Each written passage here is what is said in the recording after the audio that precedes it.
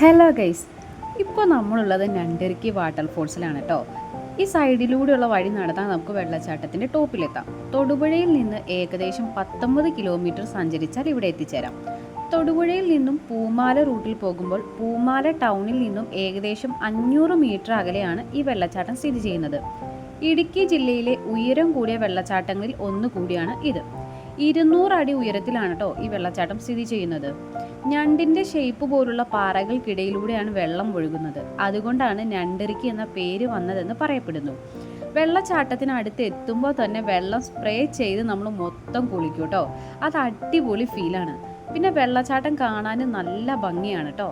പിന്നെ ഇവിടെ വന്ന് കുളിക്കലൊന്നും നടക്കില്ല, കാരണം പാറയൊക്കെ നല്ല വഴുക്കലാണ്. അതുപോലെ അതിനുള്ള സ്പേസും ഇല്ല ഇവിടെ.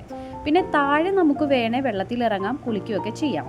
അപ്പോൾ ഈ വീഡിയോ കണ്ടുവരുന്നവരോട് എനിക്ക് പറയാനുള്ളത്, അവരവരുടെ സേഫ്റ്റി അവരവർ തന്നെ ഉറപ്പുവരുത്തുക. അപ്പോൾ ഓക്കെ, ബൈ.